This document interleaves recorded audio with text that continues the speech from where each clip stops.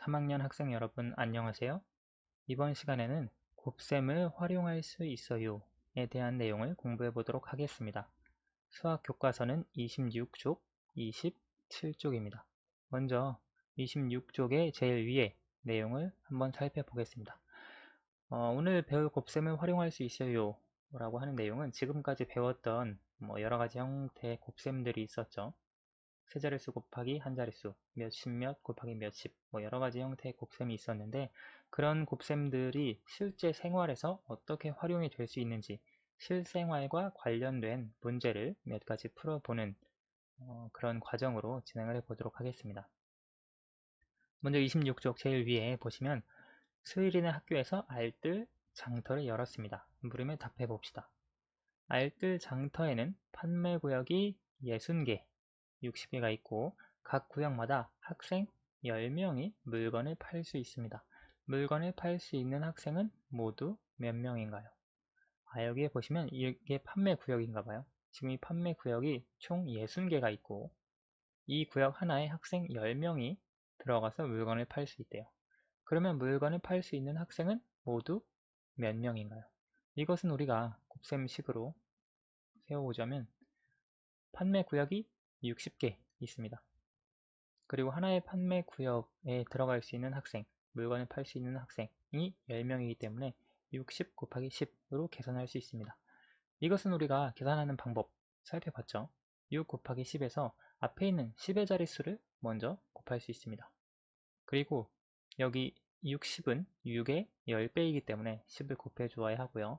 여기 10은 1의 10배이기 때문에 10을 또 곱해 주어야 합니다.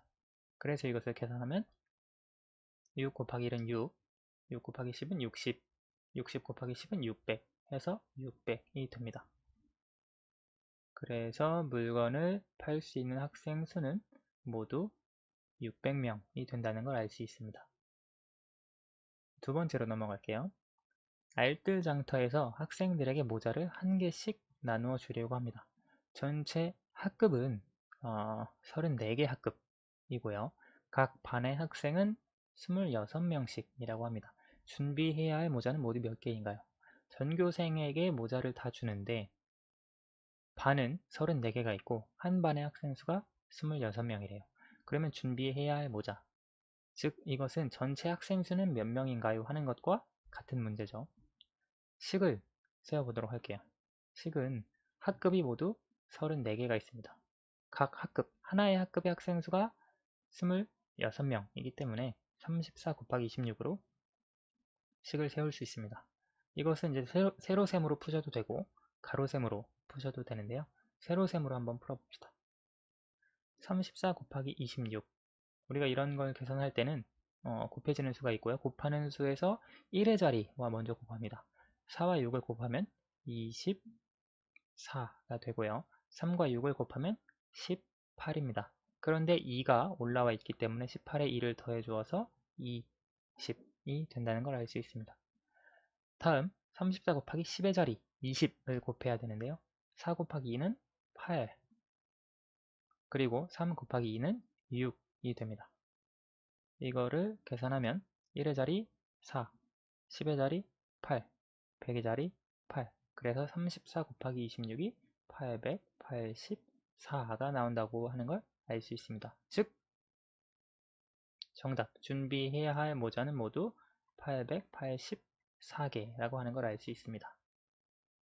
그래서 우리가 문제는 이렇게 길게 나와 있지만 실제 식을 세어보면 이미 우리가 배웠던 내용이라고 하는 걸 알 수 있습니다. 이런 식으로 우리가 문제를 풀어줄 수가 있고요. 다음 페이지 27페이지로 한번 넘어가 볼게요. 이제 27페이지에도 두 문제 정도가 나와 있는데요. 이것은 한번 여러분들이 영상을 정지해 두고 풀어보도록 합시다. 풀어보고 그 다음에 영상을 재생해서 풀이와 정답을 확인해 보도록 해보세요. 다 풀어보셨나요? 보시면 두 번째 이제 25쪽에 있는 내용입니다. 여기 26쪽, 27쪽이 아니라 여기 24, 25쪽입니다. 24쪽, 25쪽 죄송합니다. 여기 보시면 25페이지 제일 위에 보면 슬기는 구슬을 팔기로 하고 구슬이 12개씩 들어있는 봉지를 18개 준비하였습니다. 슬기가 준비한 구슬은 모두 몇 개인지 알아봅시다. 자, 이 구슬, 아니, 봉지 하나에 12개의 구슬이 들어있대요. 그런데 이런 봉지가 모두 18개가 있대요. 그러면 우리가 식 세우는 건 알 수 있죠. 식은 12 곱하기 18로 세울 수 있습니다. 이거 계산하는 건 방금 했던 대로 계산해 줄 수 있겠네요. 이번엔 가로셈으로 한번 해봅시다. 12 곱하기 8 계산하면 96이 됩니다. 그리고 12 곱하기 1, 1이 아니라 사실은 10이죠. 계산하면 120이 됩니다. 그래서 120 더하기 96이 되고요. 계산하면 216이 된다는 걸 알 수 있습니다. 그래서 슬기가 준비한 구슬은 모두 216개다 라고 하는 것을 알 수 있습니다. 자, 마지막 문제입니다. 오늘은 뭐 그렇게 오래 걸리지 않았는데요. 마지막, 수일이네 학교 학생들이 알뜰장터에서 물건을 판 돈을 모아 도움이 필요한 이웃에게 쌀을 사주기로 하였습니다. 한 사람에게 3자루씩 14명에게 쌀을 주려고 합니다. 우리 학교에서도 이렇게 알뜰장터를 진행했었죠. 그래서 그 수익을 가지고 기부를 했었는데 여기 한 사람에게 3자루씩 14명에게 쌀을 주려고 하는데 사야 하는 쌀은 모두 몇 자루인지 두 가지 방법으로 계산해 보세요. 한 사람에게 3자루씩 14명에게 주니까 모두 몇 자루인가? 한 사람에게 3자루씩 사람의 수는 14명이기 때문에 이렇게 계산할 수 있습니다. 또는 3자루씩 14명인데요. 14명에게 쌀을 줍니다. 근데 한 명에게 3자루씩 주기 때문에 이렇게 식을 세울 수도 있겠죠. 풀어보면 방법은 일단 1의 자리와 여기 곱해지는 수를 계산하면 3, 4, 12가 됩니다. 그리고 여기 3 곱하기 1, 10이죠. 3 곱하기 10을 하면 30이 됩니다.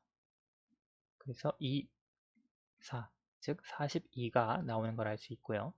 여기 14 곱하기 3은 4 곱하기 3을 하니까 12가 됩니다. 그리고 3 곱하기 1을 하니까 3이 되는데 여기 올림했던 1이 있기 때문에 3 더하기 1 해서 4가 되겠습니다. 여기 보시면 여기의 수가 42고요.